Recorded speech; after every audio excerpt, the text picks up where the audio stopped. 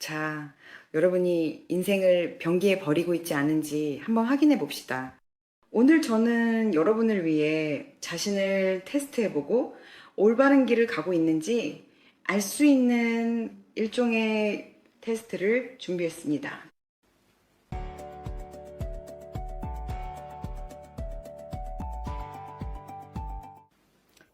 당신과 함께 저는 심리학자 율리아 라투넨코와 당신이 너무나 사랑하는 고양이 호세를 데리고 갑니다.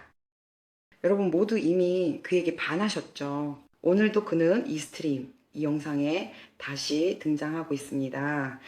그는 제 아들이 생일 선물로 준 고양이 파자마를 입고 앉아 있어요. 고양이를 안고 다닐 수 있는 특별한 파자마인데 코토자마라고 불러요. 고양이는 그것을 좋아하는 것 같아요. 그럼 오늘은 여러분이 자신의 인생을 변기에 흘려보내고 있지 않은지 알아봅시다. 제가 여러분께 질문을 할 테니 연필과 종이를 준비해서 예 또는 아니오로 답해 보세요. 그리고 아니오라는 답이 더 많다면 여러분은 정말로 자신의 인생을 변기에 흘려보내고 있는 겁니다. 예가 더 많다면 여러분은 올바른 길을 가고 있다는 뜻입니다. 그리고 댓글에 여러분이 예가 더 많았는지 아니오가 더 많았는지 꼭 남겨주세요. 그리고 언제나처럼 제 채널을 구독하고 이 영상에 좋아요를 눌러주시면 감사하겠습니다. 저와 호세가 정말 열심히 하고 있거든요. 자, 그럼 시작하겠습니다.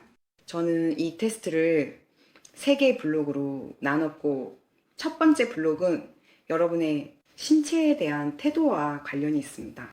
지금부터 제가 질문을 할 테니 여러분은 예 또는 아니오로 표시해 주세요.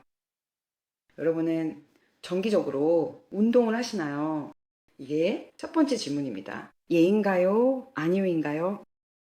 두 번째 질문입니다. 여러분은 1년에 한 번씩 정기적으로 건강검진을 받으시나요? 여기서 말하는 것은 기본적인 검사들을 의미합니다. 신장, 간, 심장 등입니다. 여성의 경우에는 유방, 장, 혈관 상태 등, 그러니까 특정한 검사 항목들이 포함됩니다. 이런 검사를 1년에 한 번씩 하시나요? 세 번째입니다. 여러분은 건강한 식습관을 지키고 계신가요? 이것이 우리가 신체와 관련해 다루는 모든 내용입니다. 제가 말하는 건강한 식습관이란 하루 걸러 한 번씩 칩스를 먹거나 탄산음료를 마시는 것이 아닙니다. 그것은 건강한 식습관이 아닙니다. 여러분도 이 점을 알고 계시길 바랍니다. 그리고 늦은 시간에 식사하는 것도 건강한 식습관에 해당하지 않습니다. 네 번째입니다. 여러분은 술을 마신 후 3, 4개월 동안 쉬는 기간을 가지시나요? 오래전부터 한 달에 한 번 이상 술을 마시는 사람들은 알코올 중독 1단계에 해당한다는 것이 알려져 있습니다. 이 내용은 구글에서 찾아보실 수 있습니다. 이 단계는 꽤 오랜 기간 지속되며 이후 점차 2단계로 넘어가게 됩니다. 다섯 번째 항목입니다. 여러분은 흡연을 거부하고 계신가요? 여섯 번째입니다. 여러분은 매일만 볼을 걷고 계신가요? 산책을 하거나 만 볼을 채우고 계신가요? 이것이 바로 몸을 건강하게 유지하기 위한 최소한의 기준입니다. 자, 이제 두 번째 블록으로 넘어가겠습니다. 이 부분은 여러분의 뇌와 관련된 내용입니다. 질문을 더 주의 깊게 들어주세요.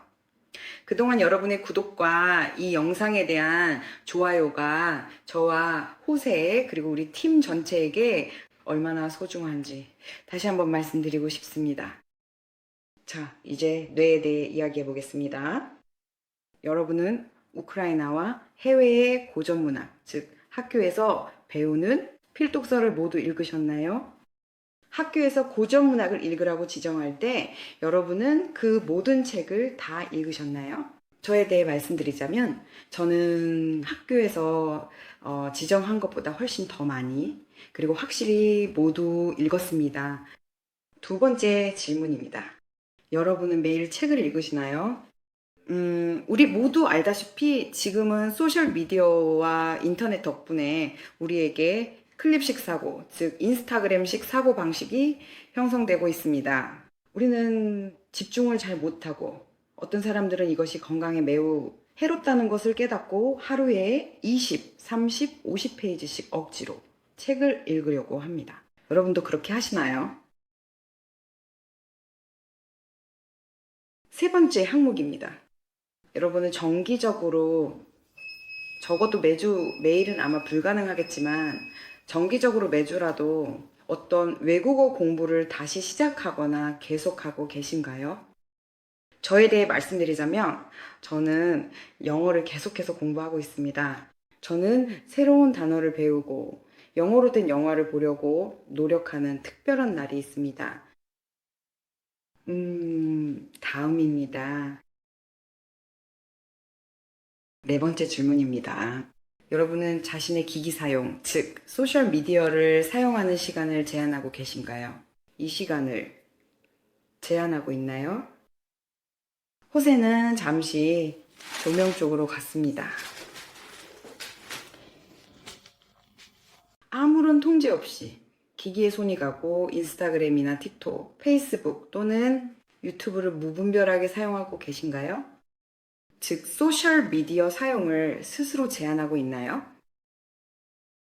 다섯 번째 질문, 잠자리에 들기 2시간 전에 휴대폰을 멀리 두거나 내려놓으시나요?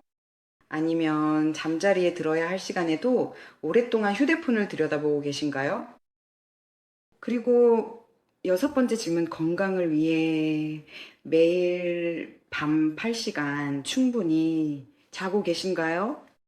이것은 우리의 뇌에 관한 블록이었습니다. 그리고 우리는 모두 홀리스틱 접근법을 따르는 사람들입니다. 즉 홀리스틱이란 모든 것, 즉 몸, 뇌, 그리고 정신을 의미합니다. 이제 여러분과 함께 우리의 정신 상태가 어떤지 스스로 테스트해 보겠습니다. 이 부분에서 우리는 자신의 인생을 변기에 쏟아버리고 있지는 않은지요? 하지만 이 영상이 유익했다면 좋아요를 눌러주시고 제 채널을 구독해 주시면 정말 감사하겠습니다. 그리고 이 테스트의 결과를 댓글로 꼭 남겨주세요. 자, 이제 정신에 대해 이야기해 보겠습니다. 여기에는 8가지 질문이 있습니다. 여러분은 심리학에 정기적으로 관심을 가지시나요? 제 말은 1년에 한 번쯤 급하게 필요해서 뭔가를 찾아보고 있는 경우를 말하는 게 아닙니다. 정기적으로 자신의 반응을 이해하려고 노력하느냐는 것입니다. 대부분의 사람들은 자신의 반응이 아니라 남의 반응을 이해하기 위해 심리학에 관심을 갖습니다. 여기서 저는 여전히 자신의 반응과 행동 패턴에 대한 관심이 중요하다는 점을 강조하고 싶습니다. 이것이 저희의 첫 번째 질문입니다. 두 번째, 질문도 매우 중요합니다. 여러분은 혹시 심리 치료를 받고 계신가요? 그리고 여기서 제가 말씀드리고 싶은 거는 많은 사람들이 심리학에 대한 호기심과 심리학 자체를 혼동하며 유년 시절의 트라우마를 단순히 유튜브에서 율리아 라투넨코의 영상을 듣거나 책을 읽는 것만으로 치유할 수 있다고 생각한다는 점입니다. 하지만 아니요, 그렇게는 되지 않습니다. 결국 여러분이 다른 사람들로 인해 상처를 받았기 때문에 치유를 위해서도 또 다른 사람이 필요합니다. 자, 계속해서 다음으로 넘어가겠습니다. 세 번째 항목입니다. 여러분은 명상을 하고 계신가요? 제가 말하는 명상은 누군가의 목소리나 음악을 듣거나 일종의 자기 암시 같은 명상이 아닙니다. 아니요, 저는 그런 명상에 대해 말하는 것이 아닙니다. 제가 말하는 명상은 마음을 비우고 아무 생각도 하지 않으려고 하며 지금 이 순간에 집중하려고 노력하는 그런 명상입니다. 이것은 완전한 침묵 속에서 지금 이 순간에 집중하는 아주 순수한 명상으로 여러분 몸에서 가장 시끄럽게 떠드는 존재인 바로 여러분의 뇌를 관찰하는 것입니다.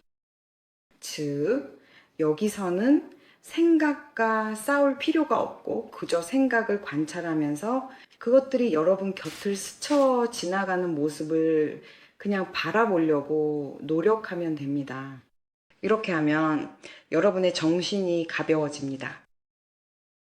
이런 명상은 처음에는 5분 정도로 시작해서 나중에는 심지어 1시간까지 늘릴 수 있습니다. 하지만 반드시 규칙적으로 해야 합니다. 이 명상은 마치 체육 활동처럼 여러분이 지금 이 순간에 존재하는 법을 훈련시켜 주는데 이것을 할 수 있는 능력은 정말로 중요합니다. 네 번째입니다. 여러분은 자신에 대한 관찰 일지, 자신의 반응, 감정, 욕구, 행동에 대한 일기를 쓰고 있나요? 그곳에 자신의 이상한 반응들도 기록하고 있나요? 여러분은 일기에서 자신의 긴장감이나 자신을 불안하게 하는 생각들을 분석하거나 기록하고 있나요? 이것도 꼭 해야 할 중요한 일입니다. 아시다시피 우리는 매일 이를 닦습니다. 그런데 정신 건강에 대해서는 왠지 그렇게 신경을 쓰지 않는 것 같습니다. 그러니까 일기는 자신의 정신적 공간을 정기적으로 정화할 수 있는 기회입니다. 계속해서 진행하겠습니다. 5번째 질문입니다.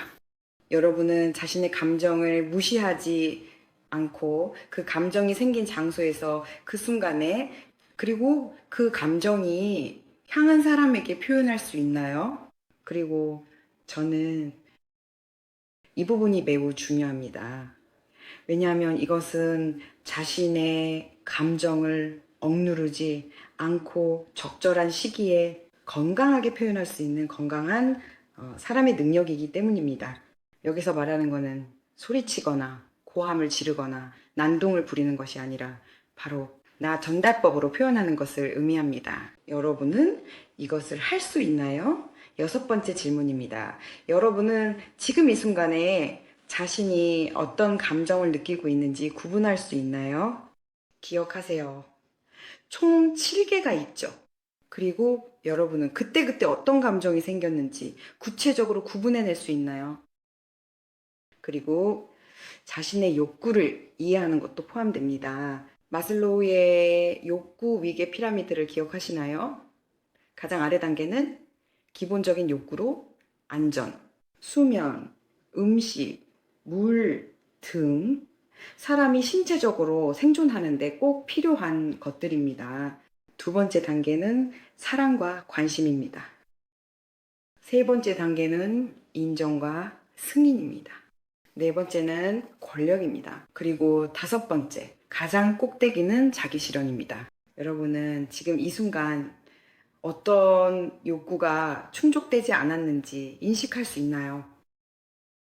7번째 질문입니다.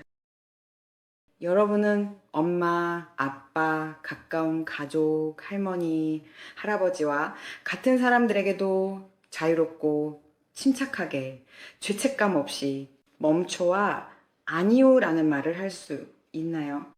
여러분은 그들과 경계를 세우면서도 죄책감이나 그들에 대한 연민을 느끼지 않고 자신을 억누르지 않으며 상대방이 상처받지 않게 내가 희생자가 되더라도 내 경계를 포기하겠다는 입장에 서지 않을 수 있나요? 여러분은 눈앞에 있는 사람이 누구든지 상관없이 이렇게 행동할 수 있나요? 그리고 또 하나, 8번째 질문입니다. 여러분은 삶에서 어떤 형태로든 창작 활동, 즉 승화의 한 형태로서의 창작을 하고 있나요? 즉, 우리는 모두 모든 감정과 욕구를 완벽하게 표현하는 것이 항상 가능한 것은 아니라는 것을 알고 있습니다. 때로는 감정 표현을 조금 미뤄야 하는 상황이 있습니다. 왜냐하면 우리가 의존적인 상황이 있을 수 있기 때문이죠. 하지만 앞으로 기억하시나요? 제가 여러분에게 그 자리에서, 그 사람에게, 그 상황에서, 그 시간에 감정을 미루지 않고 표현할 수 있냐고 물었던 것을요. 하지만 이것은 건강한 사람에게 해당되는 것이죠. 그렇죠? 하지만 우리 모두에게는 앞으로 해야 할 일이 아주 많다는 것을 알고 있습니다. 그리고 우리는 아직 모두 그렇게 독립적이고 그렇게 자각적인 상태는 아닙니다. 이럴 때 우리에게 도움이 될 수 있는 것이 바로 어떤 형태의 창작 활동입니다. 저는 예를 들어 예전에 글을 정말 많이 썼어요. 왜냐하면 저는 긴장을 쌓고 싶지 않았거든요. 그래서 계속 쓰고 또 쓰다 보니 결국 한 권의 책을 완성하게 됐죠. 저는 노래도 정말 많이 썼고 가사도 많이 썼어요. 그렇게 계속 쓰다 보니 여러분이 아는 몇몇 히트곡도 만들게 됐죠. 그래서 어떤 사람들은 그림을 그리고 어떤 사람들은 노래를 부르거나 춤을 춥니다. 여러분은 자신의 긴장을 승화시킬 수 있는 어떤 창작 활동이 있으신가요? 이 영상이 마음에 드셨다면 좋아요를 눌러주세요. 마음에 들지 않으셨다면 물론 싫어요를 누르셔도 되고 제 채널을 구독해주세요. 저와 호세는 정말 기쁠 거예요. 호세가 여기서 여러분을 위해 내내 골골거리며 영상 내내 골골거렸답니다. 그렇습니다. 그리고 꼭 댓글로 이 테스트에서 몇 점을 받으셨는지 알려주세요. 저도 정말 궁금하거든요.